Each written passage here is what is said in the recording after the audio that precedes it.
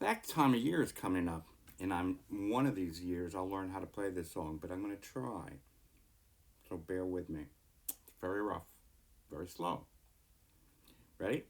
Se viva, so, so, so, Chanukah, Bu'at Tov, Chanukah, Bu'at Tov. Se viva, so,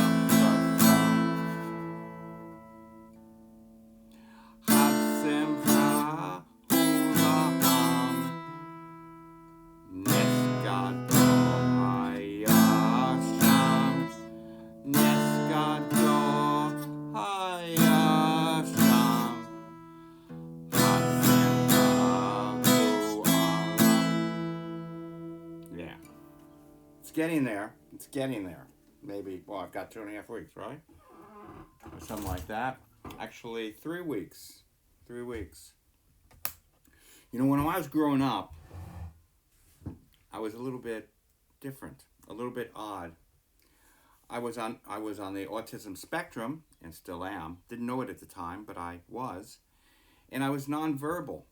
Had lots of things going on in my head, lots of things I was saying inside of my head. So it never really occurred to me that I wasn't speaking out loud. But I certainly was very, very different. And I went to PS6 in New York City. And unfortunately, because I was odd and lanky and just odd, you know how it is. You always feel that kind of weird, you're different. Kids made fun of me a lot. And I didn't have the words to stick up for myself. And there was a lot of bullying going on. And it was just not a great time for me. My grandparents who raised me gave me a very, very, very safe place to land when I got home. But that outside world was a little bit scary at times. Because there were people that seemed to be cool. The cool ones. That weren't me. And they were supposedly, they thought they were, and I believed them. They were the strong ones. That wasn't me.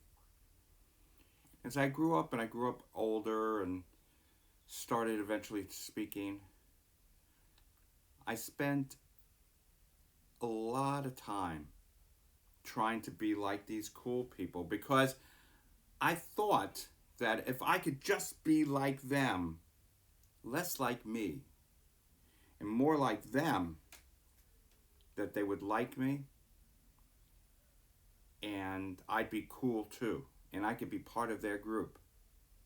And that would make me happy, I thought. And I spent a lot of time as a teenager in school and into my 20s and 30s trying to be like a whole bunch of people other than me. And it just didn't seem to feel right.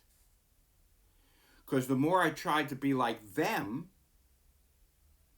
and not like myself, I somehow became really less of myself, and for a little bit of time, I kind of forgot who I was. I know it's hard to imagine, but people do forget about who they are and what makes them them, and their true neshama, their soul inside of them. For me, being Jewish and being on the spectrum and loving music, well, loving music anyway, it was really, really, really, really hard. But then, when I started to realize what I had lost by giving up who I was to become someone that I was not, I started that long journey back in recapturing who I was, really, inside, who God created me to be. And yeah, I wasn't part of that cool group anymore. And some of them didn't react too nicely about that. Because when you do your own thing and you speak up for yourself,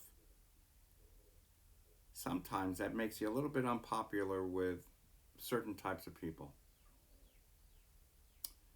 Well, But what I did gain was that people who accepted me for who I was and allowed me to be who I was and who I am. But most importantly, it allowed me to accept me for who I am. And that is a gift that God, Hashem, true friends in your family can give you. They don't always do, but they can. And let me tell you a surprise at the end of this little story, which absolutely is true. This story, what I'm talking about like me being kind of odd and different and stuff like that, and growing up and seeing out there that there were cool people out there that seemed to be strong and seemed to know what to do and smarter and all that type of thing, and wanting to be like them and trying to be like them and doing more and more and more and more things like them, and losing myself and then trying to regain myself in the battle inside of me, between me and me inside of me and all that type of stuff, and finally finding myself. That's the Hanukkah story. That's the Hanukkah story. Because at what point, when we see what's out there, that's not who we really are, and we get attracted to that because it's nice and shiny, and it's new, and it's different, and it seems to be better than what we have, and we go too far out there. It's okay, new ideas are great. But at some point, we lose track of who we actually are. That's what the Hanukkah story is. That's what the Battle of Hanukkah is. So when we light our candles for Hanukkah, when we light our candles, we put them in our front window to remind us and them who we truly are, and that we are loyal to ourselves and true to the person that we were created. And we will honor those people who will accept us for how we are. So go out there, list things that you are, that you like this, and this.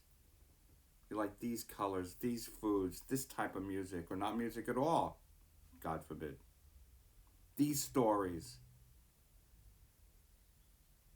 And explore who you are. Look in the mirror and understand that that is the image of Hashem that you were created in.